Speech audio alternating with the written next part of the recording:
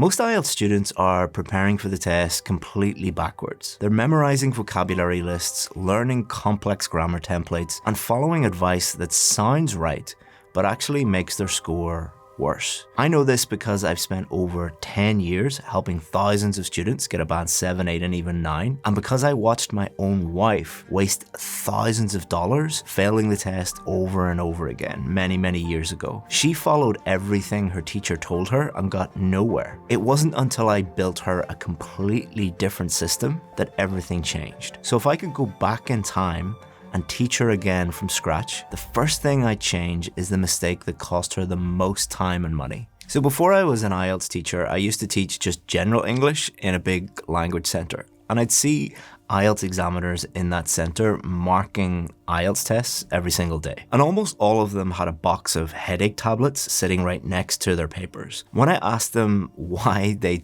took so many headache tablets, they said 2 words: headache essays. A headache essay is one that is so overloaded with complicated vocabulary and grammar that it literally gives the examiner a headache trying to figure out what the person was trying to say. And this was actually what my wife was doing, because her teacher had given her a list of band 9 vocabulary and a set of complete complex sentence templates. The idea that her IELTS teacher had was quite simple. More complexity equals a higher score. But I wanted to check whether that was actually true. So I took all the official Cambridge books, the ones that have band 8 and band 9 samples at the back, and I ran all those essays through software that measures language complexity. And what I found was the opposite of what everyone was teaching. The highest scoring essays produced by Cambridge were the simplest ones, with the lowest amount of complex vocabulary and grammar. And then I took all of my wife's essays, and they had far more complex words and sentences, exactly what the examiners were calling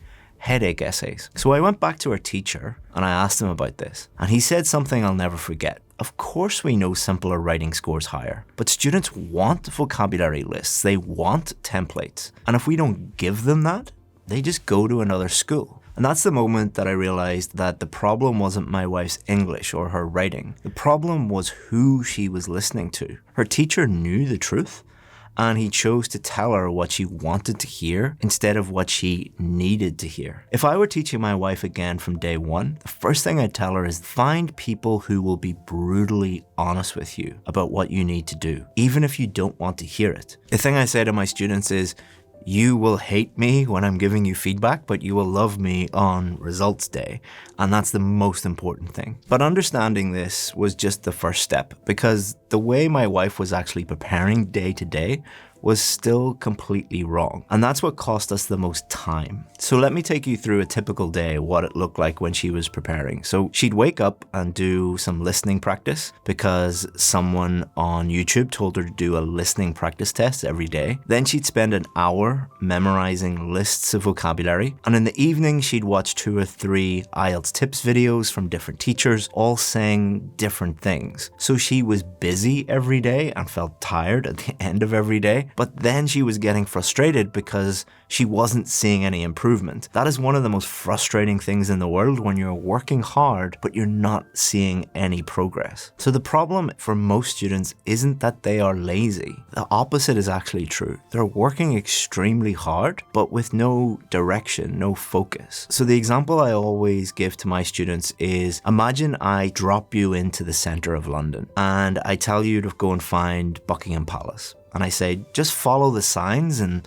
ask a few people and you'll make it there. Or you put Buckingham Palace into Google Maps and it will take you directly there in the simplest, shortest, most direct route. That's exactly what a real study system does. It understands where you are right now and exactly what you need to do to get to your target score. If I were teaching my wife again, I would never let her sit down and study without a clear step-by-step roadmap that was personalized to her. So what does that actually mean? Well, I would sit down and I would actually look at her essays. I would do practice speaking tests with her.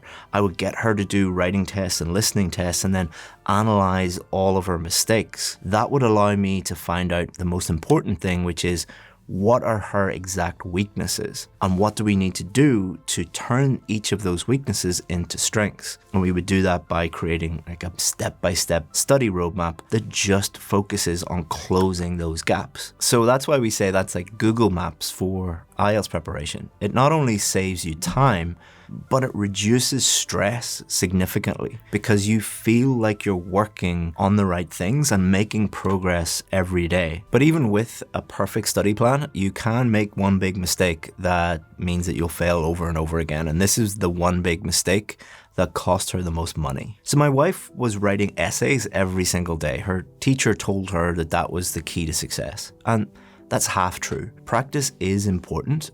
But if you have no one to actually look at your essays who is an actual expert and tell you where you're going right, where you're going wrong, it's a huge waste of time. So when I looked at the feedback on her essays, it said things like improve vocabulary, improve ideas, make sentences more complex. But what does that actually mean? She didn't know what a good idea or a bad idea was, so how could she improve her ideas? Even though the paper was covered in red, there was nothing showing her this is exactly why this is wrong and this is how to fix it. She was just reinforcing lots of bad habits and lots of mistakes because the teacher never made her aware of this. And this wasn't really the teacher's fault. The problem is that he was a teacher, he wasn't a former examiner. So he didn't really know himself what to look out for. And this is not a criticism of teachers in any way, I'm just telling you what actually happened. So she was paying someone to make her writing and speaking worse, and then going and doing the test and throwing away even more money, which is incredibly frustrating. So if I could go back in time and give her advice on how to actually save money while getting better, is to only work with a qualified former examiner to look at her writing and listen to her speaking and tell her exactly what is wrong with that. Now, many people might say, including my wife at the time, but those teachers are more expensive. And there's a saying in English, if you think hiring an expert is expensive, try hiring an amateur. So trying to save a few dollars today by finding a cheaper teacher, but throwing away thousands in test fees sounds crazy when you think about it, but many of you watching right now are doing exactly that. You are looking for the cheapest teacher rather than the best teacher. Every day, every month, every year, you are not working in America or Australia or UK or Canada. You're throwing away all that extra salary that you could be earning. But I still haven't told you about the number one reason for failure. Not just with my wife, but this is the number one reason why thousands of students failed. And it is actually quite easy to fix. So in general, there are two types of students. Let's call them student A and student B. Student A knows the test is coming up soon. They book the test, and then they try and figure out how to get that score. Then we have student B, who doesn't book the test. What they do is they find out what level they're at now and what they need to do to get to the level that they need to be at to get the score that they need. And they don't book the test until they are 100% ready. Which one do you think 90% of students are, including my wife? Student A. About 10% of people are student B, but student B is pretty much guaranteed to get the score that they need. Student A will struggle over and over and over again. And this is exactly what my wife did.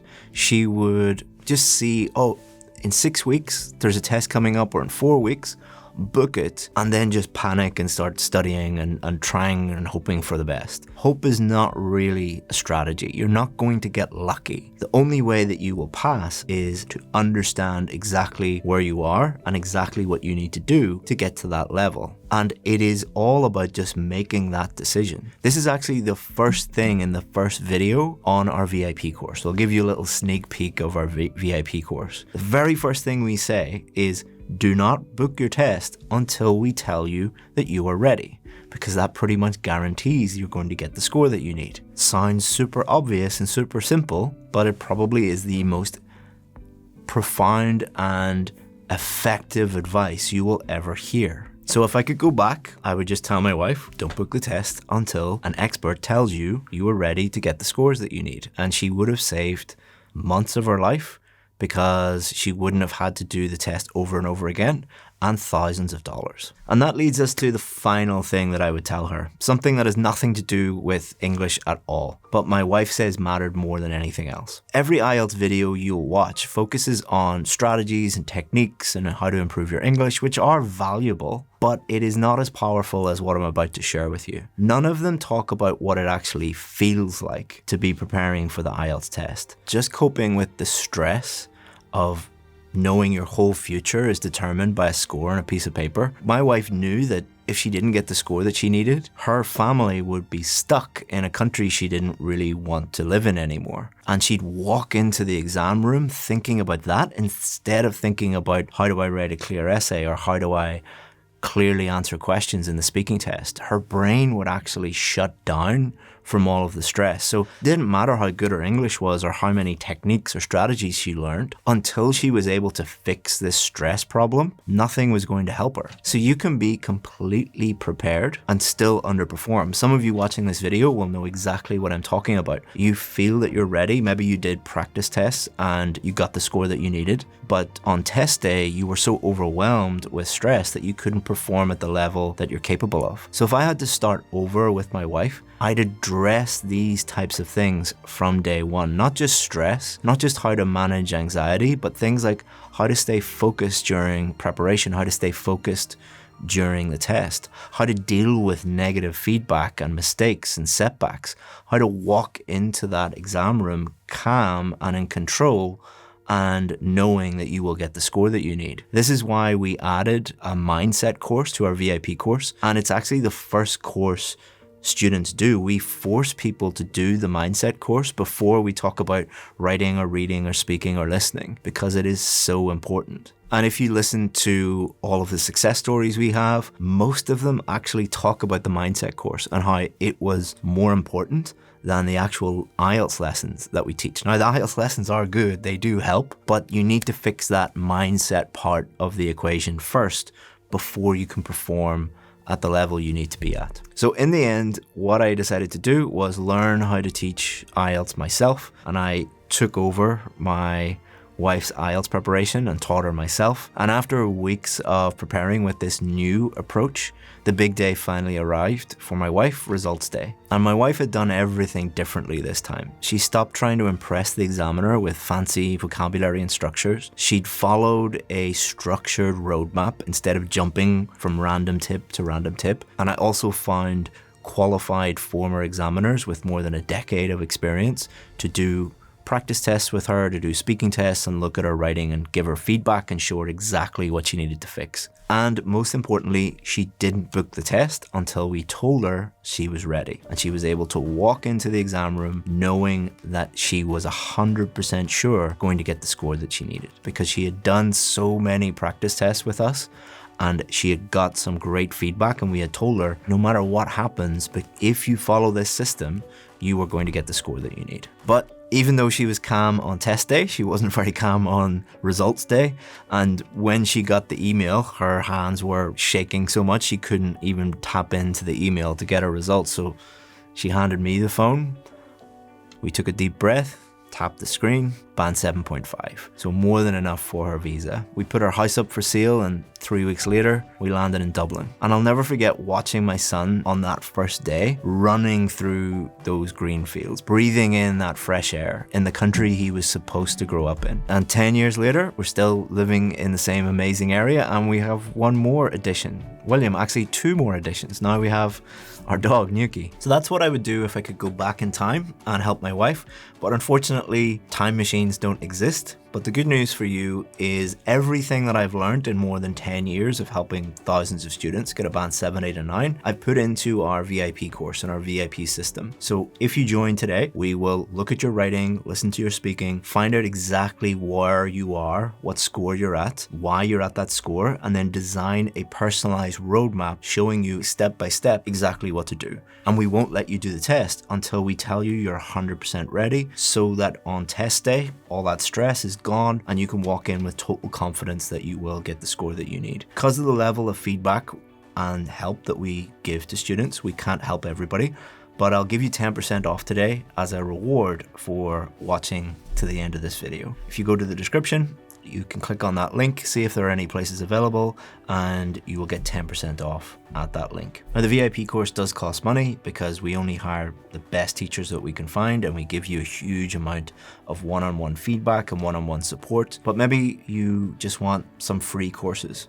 If you want that, here's a complete writing course, here's a complete speaking course, and then later on, if you need more feedback, more one-on-one help, you can join the VIP course later. So click on one of those if you just want free stuff, go to the VIP course and click on that if you want to work with us personally.